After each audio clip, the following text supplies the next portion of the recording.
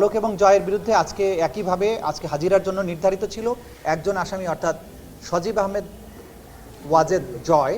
তিনি পলাতক আছেন, সেই জন্য তাকে আদালতে হাজির হওয়ার জন্য পত্রিকায় বিজ্ঞপ্তি প্রকাশের জন্য নির্দেশ দেওয়া হয়েছে।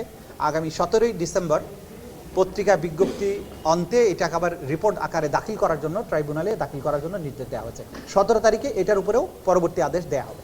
আমাদের আইনটা ইন্টারন্যাশনাল ক্রাইমস ট্রাইব্যুনাল অ্যাক্ট 1973-তে শুরুতে খুব স্পষ্ট করে বলা আছে যে তার ন্যাশনালিটি যাই হোক, যে সে দেশেরই নাগরিক হোক, বাংলাদেশের অভ্যন্তরে বা বাইরে বাংলাদেশের সাথে রিলেটেড কোনো ক্রাইমস অ্যাগেন্স্ট হিউম্যানিটির সাথে সম্পৃক্ত থাকলে তার বিচার করা যাবে।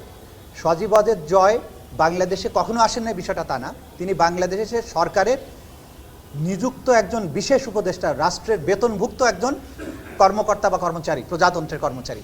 তিনি সাজাপ্রাপ্ত আসামি শেখ হাসিনার পুত্র, তিনি আওয়ামী লীগের নেতা, বহুভাবে তিনি বাংলাদেশের সাথে সম্পৃক্ত। এবং তিনি বিশেষ করে তার আইসিটি প্রতিমন্ত্রী, তিনি আইসিটির অ্যাডভাইজার ছিলেন এবং আইসিটি মন্ত্রণালয় বাংলাদেশের গণহত্যাকে আড়াল করার জন্য ইন্টারনেট বন্ধ করে সারা বাংলাদেশে গণহত্যাকে যেভাবে ফ্যাসিলিটেট করেছিল, গোটা দুনিয়ার কাছ থেকে এই গণহত্যার তথ্য লুকানোর চেষ্টা করেছিল, সেটার মাস্টার মাইন্ড কিন্তু সে সজীব ওয়াজেদ জয়। এবং সেটা বাংলাদেশে থেকে এই পরিকল্পনার বাস্তবায়ন করেছেন জুনায়েদ আহমেদ পলক। আজকে সালমান এফ রহমান এবং আনিসুল হক এই দুইজন আসামির বিরুদ্ধে যে ফর্মাল চার্জ দাখিল করা হয়েছিল সেটার ব্যাপারে আজকে আসামি উপস্থিতিতে আদেশ দানের জন্য নির্ধারিত ছিল। আজকে আসামিদেরকে উপস্থিত করা হয়েছিল, আদেশ দেয়া হয়েছে যে 17ই ডিসেম্বর তাদের বিরুদ্ধে অভিযোগ গঠনের শুনানিটা শুরু হবে।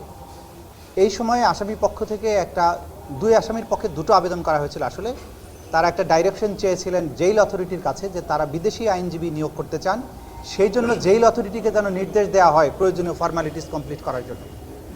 আমরা বলেছি কোর্টের কাছে যে এই অ্যাপ্লিকেশনটা মিসকনসিপ্ট, এটা আইনটা ফলো করে করা হয়নি।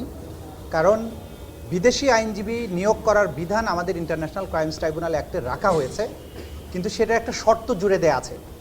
সেটা বলা হয়েছে যে বাংলাদেশের আইনজীবীদের প্র্যাকটিস করার রিলেটেড যে আইনটা, Bangladesh bar council and legal practitioners order 1972, সেই আইনে যেসব বাধা নিষেধ আছে সেগুলো সত্ত্বেও বার কাউন্সিলের কাছে যদি ওনারা আবেদন করেন, তাহলে বার কাউন্সিল কোনো বিদেশি আইনজীবী নিয়োগের ব্যাপারে যদি অনুমতি দেয়, পূর্ব অনুমতি, আইনে বলা হয়েছে যে পূর্ব অনুমতি যদি তারা পায়, তাহলে ট্রাইব্যুনাল সেই বিদেশি আইনজীবীকে এখানকার আসামিদের পক্ষে প্রতিনিধিত্ব করার জন্য পারমিশন দিতে পারবে না, এটা বলা আছে। কিন্তু ওনারা করেছেন কি, ওনারা এসে কোর্টের কাছে আগে আসছেন। তা আমরা যেটা সাবমিশন রেখেছি যে আইনের যে বিধান, আইনের বিধানকে বাইরে যাওয়ার সুযোগ নেই।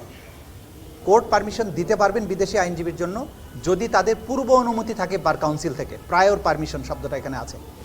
এবং আমরা এটা সাবমিট করেছি যে আদালত এই স্ট্যাটিউট যেটা আছে, অর্থাৎ বিধিবদ্ধ যে আইন আছে, এর বাইরে কোনো আদেশ দিতে পারবেন না।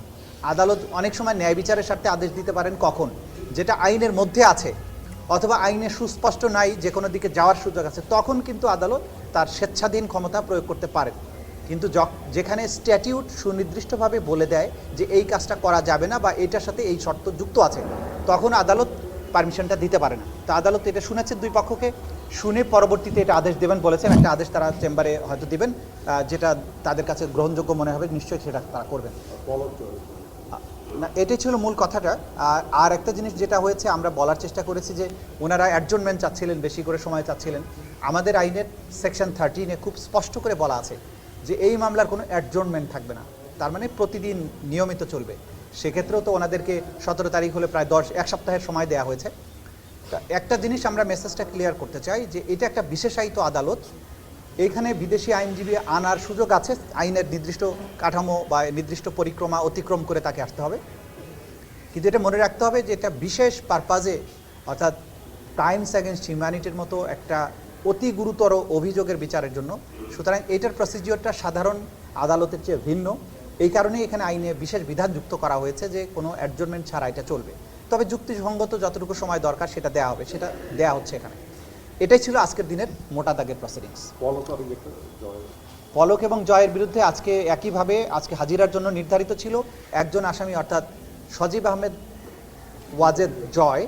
তিনি পলাতক আছেন, সেই জন্য তাকে আদালতে হাজির হওয়ার জন্য পত্রিকায় বিজ্ঞপ্তি প্রকাশের জন্য নির্দেশ দেওয়া হয়েছে। আগামী 17ই ডিসেম্বর পত্রিকা বিজ্ঞপ্তি অন্তে এটাকে আবার রিপোর্ট আকারে দাখিল করার জন্য ট্রাইব্যুনালে দাখিল করার জন্য নির্দেশ দেওয়া হয়েছে। 17 তারিখে এটার উপরেও পরবর্তী আদেশ দেওয়া হবে। আমাদের আইনটা ইন্টারন্যাশনাল ক্রাইমস ট্রাইব্যুনাল অ্যাক্ট 1973-তে শুরুতে খুব স্পষ্ট করে বলা আছে যে তার ন্যাশনালিটি যাই হোক, যে সে দেশেরই নাগরিক হোক, বাংলাদেশের অভ্যন্তরে বা বাইরে বাংলাদেশের সাথে রিলেটেড কোনো ক্রাইমস অ্যাগেন্স্ট হিউম্যানিটির সাথে সম্পৃক্ত থাকলে তার বিচার করা যাবে। সজীব ওয়াজেদ জয় বাংলাদেশে কখনো আসেন না, বিষয়টা তা না। তিনি বাংলাদেশের সরকারের নিযুক্ত একজন বিশেষ উপদেষ্টা, রাষ্ট্রের বেতনভুক্ত একজন কর্মকর্তা বা কর্মচারী, প্রজাতন্ত্রের কর্মচারী। তিনি সাজাপ্রাপ্ত আসামি শেখ হাসিনার পুত্র, তিনি আওয়ামী লীগের নেতা, বহুভাবে তিনি বাংলাদেশের সাথে সম্পৃক্ত। এবং তিনি বিশেষ করে তার আইসিটি প্রতিমন্ত্রী, তিনি আইসিটির অ্যাডভাইজার ছিলেন এবং আইসিটি মন্ত্রণালয় বাংলাদেশের গণহত্যাকে আড়াল করার জন্য ইন্টারনেট বন্ধ করে সারা বাংলাদেশে গণহত্যাকে যেভাবে ফ্যাসিলিটেট করেছিল, গোটা দুনিয়ার কাছ থেকে এই গণহত্যার তথ্য লুকানোর চেষ্টা করেছিল, সেটার মাস্টার মাইন্ড কিন্তু সে সজীব ওয়াজেদ জয়। এবং সেটা বাংলাদেশে থেকে এই পরিকল্পনার বাস্তবায়ন করেছেন জুনায়েদ আহমেদ পলক।